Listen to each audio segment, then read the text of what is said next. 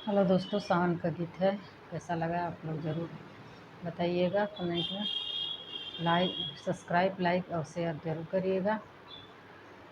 गलिया की गलिया अरे घूमे ने टूइनिया राम, घूमे ने टूइनिया राम। अरे राम कावन संवरो गोदना गोदई है हरि। कि अरे राम कावन संवरो गोदना गोदई है हरि। घर में से निकाले ले पतारी तिरियावा राम, पतारी तिरियावा राम। अरे नेटविन हम अरे गोदाना गोदई बोए हरि।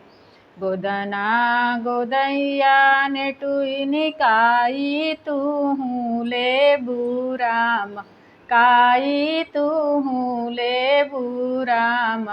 अरे राम हम देबो साऊआ को दैया ए हरि।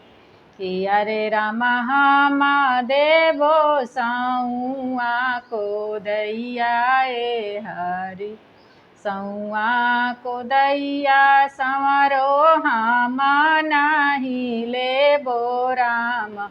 अरे राम हम लेबो छोटकी तोहर नदिया ए हरि।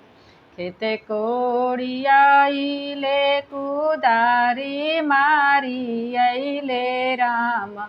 अरे राम घर आंगन ढूंढे अपन बहिनिया ए हरि।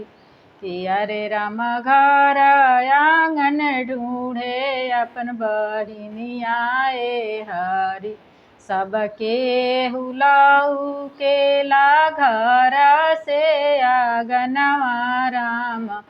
अरे राम नाही लौके छोटा की बहिनिया ए हरि। कि अरे राम नाही लौके छोटा की बहिनिया ए हरि। के धीरो से आनी अइले के धीरो से पानी राम। अरे राम उधियाई गैली रौर बहिनिया ए हरि। पीसी न देहु धनिया साऊआ को दैया राम। अरे राम हम जइबो बहिनी खोजनवा ए हरि। अरे राम हम जइबो बहिनी खोजनवा ए हरि।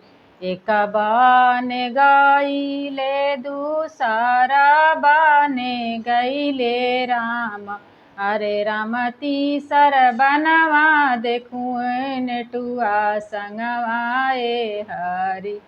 कि अरे राम तीसर बनवा देखूं नेटुआ संगवा ए हरि।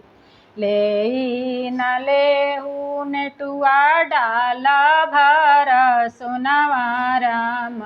अरे राम देई देहू हमारी बहिनिया ए हरि। कि अरे राम देई देहू हमारी बहिनिया ए हरि। हाड़ी लागल खाइली पीठिया लाई सोवली राम।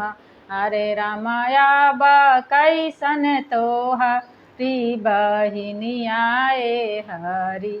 कि अरे राम आब कैसन तोहरी बहिनिया ए हरि।